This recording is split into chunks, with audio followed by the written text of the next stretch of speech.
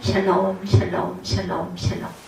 하나님 사랑합니다. 여러분 주 안에서 사랑합니다. 오늘 예레미야 39장 1절에서 14절 말씀 깊이 생각하며 살아가는 저와 여러분 되시기 바랍니다. 야훼께서 에벤멜렉에게 구원을 약속하시는 그러한 내용이 나오죠. 오늘 본문에 드디어 예루살렘 성이 함락되고 유다가 멸망하는 장면이 나오죠. 언제 망했어요? 시드기야 왕 11년 4월 9일에 함락이 되었다. 이렇게 말씀하죠. 2절에 보면 시드기야 제11년 넷째 달 아홉째 날에 성이 함락되니라. 예루살렘이 함락됨에 바벨론 왕의 모든 고관이 나타나 중문에 앉으니 곧 갈사레셀과 삼갈레부와 내시장 살스 기민이 네르갈살에서는 궁중장관이 바벨론 왕의 나머지 고관들도 있더라. 유다의 시드기야 왕과 모든 군사가 그들을 보고 도망하되 밤에 왕의 동산길을 따라 두담 샘문을 통하여 성읍을 벗어나 아라바로 갔더니 갈대아인의 군대가 그들을 따라 여리고 평원에서 시드기야에게 미쳐 그를 잡아 데리고 하맛 땅 림나에 있는 바벨론의 느부갓네살 왕에게로 올라가매 왕이 그를 신문하였더라. 이게 5절까지의 내용입니다. 이렇게 시드기야 왕 11년 4월 9일에 함락이 되었다. 주전 586년이죠. 시드기야 제11년 넷째 달 아홉째 날에 성이 함락되니라. 예루살렘이 함락되네. 이렇게 말씀합니다. 마지막 왕 시드기야는 어떻게 돼요? 예루살렘 성을 빠져나 도망치다가 여리고 평원에서 바벨론 군대에게 잡혀 바벨론 왕 느부갓네살에게 신문을 당하고 5절입니다. 오늘 본문. 유다의 시드기야 왕과 모든 군사가 그들을 보고 도망하되 밤에 왕의 동산길을 따라 두담 샘문을 통하여 성읍을 벗어나 아라바로 갔더니 5절입니다. 갈대아인의 군대가 그들을 따라 여리고 평원에서 시드기야에게 미쳐 그를 잡아 데리고 하맛 땅 림나에 있는 바벨론의 느부갓네살 왕에게로 올라가매 왕이 그를 신문하더라. 바벨론 왕이 림나에서 시드기야의 눈앞에서 그의 아내들을 죽였고 왕이 또 유다의 모든 귀족을 죽였으며 왕이 또 시드기야의 눈을 빼게 하고 바벨론으로 옮기려고 사슬로 결박하였더라. 갈대아인들이 왕궁과 성읍의 짐을 불사르며 예루살렘 성벽을 헐었고 사령관 느부자라단이 성중에 남아있는 백성과 자기에게 항복한 자와 그 외에 남은 백성을 잡아 바벨론으로 옮겼으며 사령관 느부자라단이 아무 소유가 없는 빈민을 유다 땅에 남겨두고 그날의 포도원과 밭을 그들에게 주었더라. 바벨론의 느부갓네살 왕이 예레미야에 대하여 사령관 느부자라단에게 명령하여 이르되 그를 데려다 선대하고 해하지 말며 그가 네게 말하는 대로 행하라. 12절에 이렇게 말씀하고 있어요. 오늘 본문이 14절까지입니다. 13절 다시 봅니다. 이에 사령관 느부자라단과 내시장 느부사스반과 궁중장관 네르갈 사레셀과 바벨론 왕의 모든 장관이 사람을 보내어 예레미야를 감옥들에서 데리고 사반의 손자 아이감의 아들 그다리아에게 넘겨 그를 집으로 데려다가 가게 하며 그가 백성 가운데 사니라. 14절까지 내용이에요. 예레미야를 감옥들에서 데리고 사반의 손자 아이감의 아들 그다리아에게 넘겨 그를 집으로 데려가매 그가 백성 가운데서 살았다. 예레미야가 살죠. 예루살렘 성은 어떻게 됐다고요? 왕과 백성들이 집에 불타고 성벽이 헐렸다. 8절에 증거되어 있습니다. 두 눈을 빼고 바벨론 포로로 끌어갑니다. 시드기야 왕 앞에서 아들들과 귀인들을 죽이고 시드기야의 두 눈을 빼고 바벨론 포로로 끌려갑니다.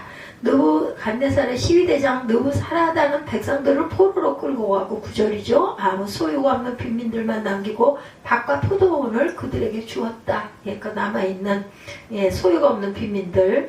예레미야는 느부갓네살은 부하들에게 예레미야에게 최대한 선대하라. 11절에 제가 다시 읽었습니다. 증거가 되어 있죠. 그래서 느부갓네살의 부하들이 예레미야를 시위대들에서 취하여 그를 자유롭게 해서 예레미야는 백성 중에 거하게 되었다. 오늘 본문 14절. 그죠? 이 장면을 통해 얻게 되는 교훈은 무엇인가? 오늘 제가 깊이 생각하며 사십시다. 이렇게 초두에 시작을 했습니다. 이렇게 자유롭게 된 예레미야 백성 중에 거해서 살게 해주세요. 이 장면을 통해서 첫 번째 유다가 바벨론에 멸망한 이 사건은 2586년 전에 유다 땅에서 일어났던 사건만이 아니라 현재를 살아가는 우리에게 주는 교훈이 되었다는 것입니다. 정신 차리고 회개하는 삶을 살지 않으면 그 다음 차례는 바로 우리라는 예표적 메시지라는 것을 잊지 말아야 되겠다. 흔히 이스라엘 사람들은 선민이다 이렇게 불려집니다. 여기서 선민이란 특권적 선민이 아니고 예표적 선민으로 받아들여져야 되겠다. 즉 이스라엘은 그들만이 하나님의 특별한 사랑을 받는 선민이 아니고 하나님께서 다른 사람, 다른 민족의 본보기로 선택한 민족이라는 그런 말이죠. 하나님은 모든 사람을 다 사랑하세요. 그리고 그 사람에게 반응하는 사람에게 특별한 은혜를 내려주십니다. 그처럼 이스라엘은 예표적인 선민이기 때문에 이스라엘의 멸망을 통해서 우리는 하나님의 메시지를 깨달을 수 있어야 되겠다. 깨달을 줄 알아야 되겠다. 학교에서 공부할 때 학생들이 떠들면 떠들지 말라고 강대상을 탕탕 두드리죠. 요즘엔 어떤지 모르겠는데 저희가 학교를 다닐 때는 그랬습니다. 그래야 무슨 소리가 나야 떠들어대다가 조용해져요. 아니 뭐 종을 치거나 뭐 이렇죠. 학교에서 공부할 때 학생들이 떠들면 이렇게 하듯이 강대상 치는 것은 강대상이 잘못해서 치는 것이 아니죠. 떠들면 안 된다는 학생들이 주는 경고성 메시지. 너희들 왜 떠들어 조용히 해? 이 얘기 아니겠어요. 그죠? 아니면 뭐 휘슬을 불기도 합니다. 그래서 계속 떠들면 경고를 강하게 하려고 한 명을 뽑아서 벌을 주기도 합니다. 요즘에 뭐 체벌하지 말라 이런 일이 있지만 어찌되었든 간에 제가 자랄 때는 체벌 다 받고 자랐습니다. 그 한 명이 크게 잘못했을 수도 있지만 억울하게 선택이 되는 경우도 있어요. 그죠? 뭐 일벌 백개주의나 뭐 이런 얘기 있었습니다. 너희도 조심하지 않으면 이 학생처럼 이렇게 체벌을 당해 이런 경고입니다. 조용해지죠. 가끔 주위에 보면 우리보다 별로 죄인이 아닌 사람인 것 같은데 모든 고난을 한꺼번에 진 것처럼 억울하게 그 일벌 100개가 되는 경우가 있다라는 것. 그것은 그 사람이 꼭 그 죄가 우리보다 많기 때문이 아니고 우리를 향한 경고성 메시지, 회개하라는 것입니다. 이스라엘의 멸망이 우리에게 주는 핵심 메시지, 그들이 회개하지 않아서 그렇게 되었다라는 것이죠. 그것을 우리는 우리에게 회개하라는 메시지로 알아들어야 한다. 이렇게 예표를 보고 아무 생각 없이 살면 그 다음 차례는 결국 내가 될 것이다. 주변에 일어나는 크고 작은 사건들을 그냥 넘겨버리지 마십시다. 이웃의 아이가 매 맞는 소리가 들리면 정신을 번쩍 차려야 된다. 가끔 이런 경우들이 있어요. 그죠? 자녀들에게도 이런 체벌을 하시는 그런 분들의 이야기를 들어보면 주변이 그렇게 소란스럽고 해도 말을 듣지 않으면은 자녀들을 손바닥을 5대 정도 때린다고 합니다. 그러면 아무것도 모르는 동생, 꼬마도 정신을 차리고 고분고분해진다고 그래요. 큰아이를 손바닥을 5대를 때리면 그 아래 동생이, 어린아이들도 그렇다면 우리는 더욱 그런 모습을 가질 줄 알아야 되겠다. 그런 자세를 가지는 것이 지혜로운 행동이라는 거죠. 그런 지혜가 없으면 그 다음은 내 차례가 될 수도 있다. 생각 있는 사람이라면 우리 주변에서 일어나고 있는 사건들을 볼 때마다 무엇인가 나 자신과 연관해서 깊이 생각할 줄 알아야 됩니다.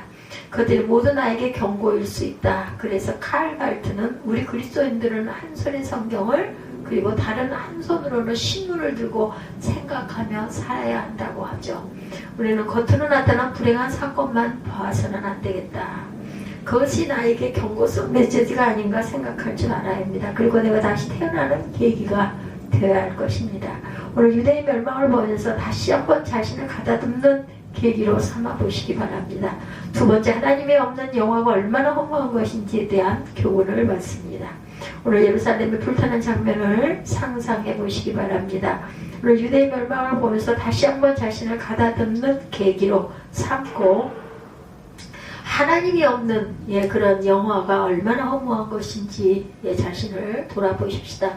오늘 예루살렘이 불타는 장면, 예루살렘은 정말 평화를 예비하는 도성이라는 뜻을 가진 명칭이에요. 예루살렘, 그죠? 샬롬이죠. 샬렘이라는 말이 샬롬에서 파생이 됩니다. 그처럼 거룩한 하나님의 도성인데 하나님이 없으면 결국은 그 성은 폐허가 되고 만다. 뭐 주인이 없는 집, 그죠? 어떻게 돼요? 결국은 폐허가 되죠. 오늘 시드기야 왕이 그 앞에서 아들들이 죽고 본인은 수많은 사람들 앞에 두 눈이 뽑히는 장면을 봅니다. 성경을 통해서. 하나님이 없는 인간의 영화라는 것이 얼마나 비참한 것인지. 예, 행복은 현재의 자유와 현재의 소유에 있지 않습니다. 엄밀하게 말하면 철학자들이 말하는 존재 자체에도 있는 것이 아니다. 소유냐 존재자 하는 것을 물으면 물론 존재가 중요합니다. 그러나 행복이 존재 자체에 있는 것도 아니다. 진정한 우리의 행복은 하나님을 추구하는 삶에 있고 그로 말미암아 생기는 영원한 가치에 있음을 잊지 말아야 할 것입니다. 오늘 본문에 예레미야의 탁월한 점이 발견이 돼요. 예레미야는 본인이 원하기만 하면 바벨론에서 떵떵거리고 위대한 그 왕의 그 사부 대접을 받고 잘 살 수 있었던 사람이에요. 그러나 그는 시대 뜰에 나오자마자 바벨론 사람으로부터 대접의 길을 찾지 않고 백성들에게 바로 돌아갑니다. 이 장면을 통해서 예레미야가 바벨론에게 항복하라고 했던 것이 아무 사심이 없던 정말 백성을 위한 것임을 우리가 알 수가 있어요. 바로 이 점 때문에 예레미야는 지금도 이스라엘 사람들이 가장 추앙하는 선지자 중에 하나로 평가를 받습니다. 훌륭한 자리를 버리고 백성들에게 가는 자세는 얼마나 훌륭한 목자의 자세인가. 예레미야에게 이런 자세가 있을 수 있었다는 것은 그가 영원한 가치를 추구하는 사람이었기 때문이다. 가장 큰 지혜가 무엇인가? 변하는 것과 변하지 않는 것을 구별할 줄 아는 것. 그래서 변하지 않는 영원한 가치가 있는 것을 추구해야 된다는 거죠. 우리는 한때 잘 살아보세요 하고 외쳤어요. 그죠? 아주 좀 오래된 일이긴 하지만 고 박정희 대통령 때에 그죠? 새마을운동 잘 살아보세요. 아주 어린 날 기억이 생생합니다. 예, 남은 것은 결국 이제 다시 원점으로 돌아가는 것. 이만큼 살아도 은혜를 망각하는데 더 잘 살아가는 큰일이 되지 않겠는가. 항상 영원한 가치를 추구하며 깊이 생각하면서 살아내는 저와 여러분들이 되시기를 주님의 이름으로 축복합니다. 기도하시겠습니다.